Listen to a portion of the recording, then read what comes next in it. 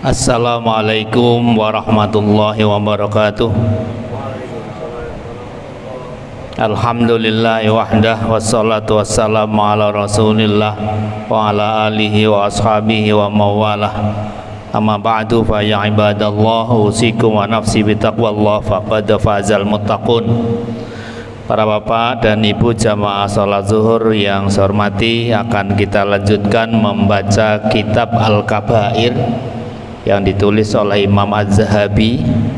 Hari ini akan kita baca Al-Kabiratus Saniyah wal Khamsun, dosa besar yang ke-52, yaitu adzal jar, menyakiti tetangga.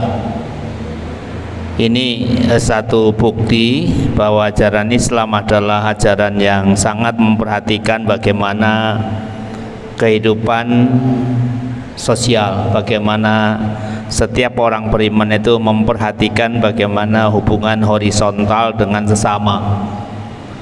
Konsep kehidupan bermasyarakat dalam Islam itu idealnya punya tetangga, ada al-jar itu, sehingga jangan sampai dalam kehidupan bersosial bermasyarakat seorang beriman itu seperti tidak punya tetangga, ya, seperti tidak ada tetangga.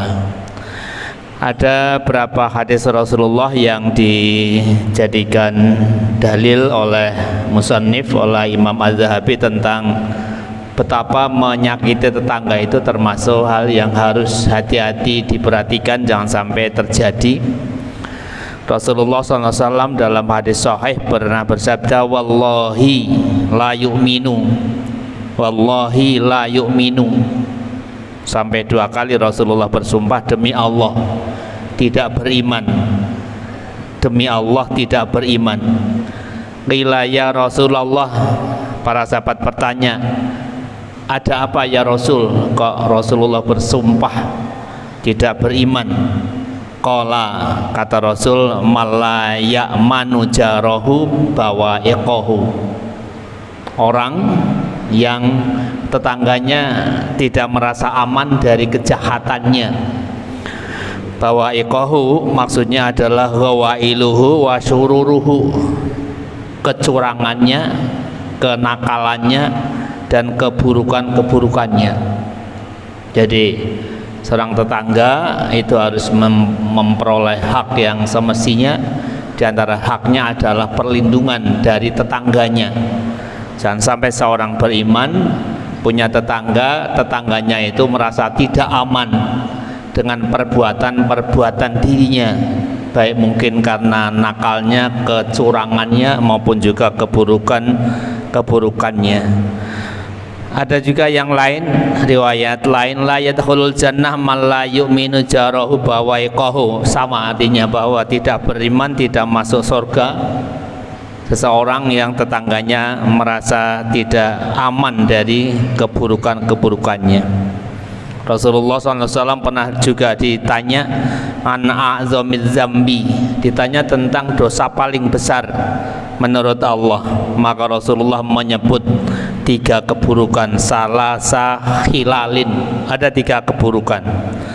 Anta ja'alallah niddan wa huwa khalaqaka, yang pertama kejahatan yang dosanya besar kata Rasulullah adalah jika kamu mensekutukan Allah, ada zat sesuatu yang dianggap Tuhan oleh engkau selain Allah. Wa antaktula waladaka khasyata ayat ma'aka, yang kedua dosa kau khawatir anakmu ikut makan bersamamu sehingga engkau bunuh. Kamu membunuh anakmu karena khawatir tidak bisa memberi makan, itu juga dosa besar. Kemudian yang ketiga, wa antazniya bihalilati jarika, dosa besar yang sepadan dengan musyrik adalah jika kamu zina dengan tetanggamu, zina dengan tetanggamu. Itu betapa tetangga harus dijaga betul, jangan sampai ada hal yang membuat tetangga kita itu memperoleh keburukan-keburukan kita. Hadis lain, mangkana yu'minu billah wal yaumil akhir fala yu'dhi jarahu. Saya kira sama pengertiannya, barang siapa yang iman pada Allah dan hari akhir, maka tidak boleh, tidak semestinya dia menyakiti tetangganya. Wal jiron, salah satu tetangga itu ada 3. Ada tetangga muslim dan dia kerabat, maka dia punya 3 hak, yaitu hak sebagai tetangga, yang kedua hak sebagai muslim, dan yang ketiga hak sebagai kerabat, masih ada hubungan darah. Tetangga kita yang kerabat dan dia muslim, dia punya 3 hak dari kita, yaitu hak sebagai tetangga, hak sebagai muslim, dan hak sebagai kerabat. Wajarun muslim lahu hakun al-jawar wa hakul Islam. Kalau kita punya tetangga bukan kerabat tetapi muslim, maka dia punya 2 hak, yaitu hak sebagai tetangga dan hak sebagai muslim walaupun bukan kerabat. Dan kemudian yang ketiga adalah tetangga yang bukan muslim, bukan kerabat, nah dia punya 1 hak, yaitu hak sebagai tetangga. Walahu hakul jawar, dan dia punya hak sebagai tetangga. Diceritakan juga Abdullah bin Umar, bahwa dia itu punya seorang tetangga Yahudi. Abdullah bin Umar itu kalau menyembelih syatun itu kambing, kalau menyembelih kambing maka dia akan memerintahkan anaknya, ihmalu ila jarinal yahudi minha, antari tetanggamu itu walaupun tetangga Yahudi sebagian dari daging yang kita sembelih, ya. Betapa Ibnu Umar seorang alim yang sangat-sangat faham apa yang selalu Rasulullah sampaikan dalam hadisnya, itu sangat menghormati tetangganya walaupun tetangganya adalah seorang Yahudi. Dan Rasulullah SAW juga pernah menceritakan, menjelaskan bahwa yang namanya tetangga yang fakir, yang miskin, itu sangat menentukan bagaimana nasib tetangganya yang kaya di hari kiamat. Kata Rasul, diceritakan bahwa besok akan berkata yang miskin menyampaikan pada Allah yang miskin itu tentang tetangganya, ya Rabb, sal hadza lima mana'ani ma'rufahu wa aghlaqa anni babahu. Ya Allah, coba tanyakan kepada si kaya, kenapa dia selalu menahan, menghalang-halangi dari kebaikan dia untukku dan selalu menutup pintunya dariku untuk masuk ke rumahnya.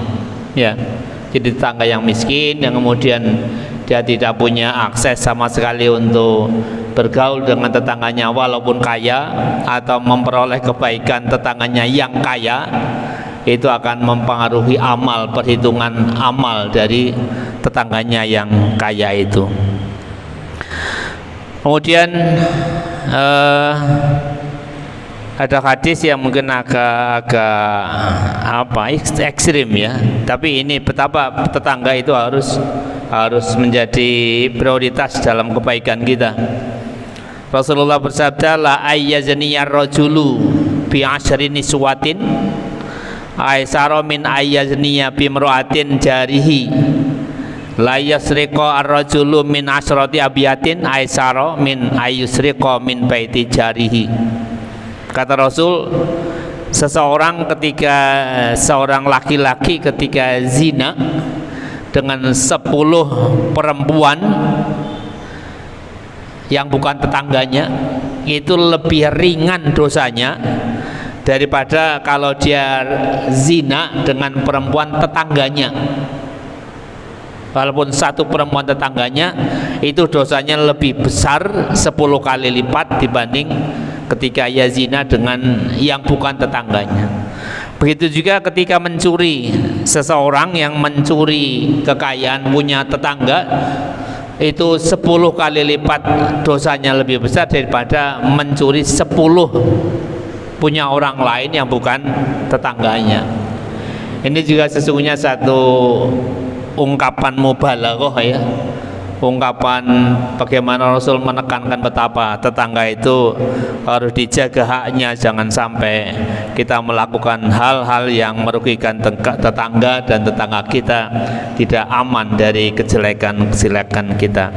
Karena itulah adal jar, menyakiti tetangga itu hal yang harus kita hati-hati betul, kita jaga betul, jangan sampai kita melakukannya. Itu termasuk al-kabirah, dosa besar yang Allah tidak akan mengampuni dosa itu kecuali ketika kita sudah memperoleh kehalalan tetangga kita dan kita taubatan nasuha kepada Allah Subhanahu wa taala. Semoga Allah menjaga kita, membuat kita menjadi orang-orang yang bertetangga baik dengan tetangga kita, dan kita terhindar dari dosa besar ini. Amin ya rabbal alamin.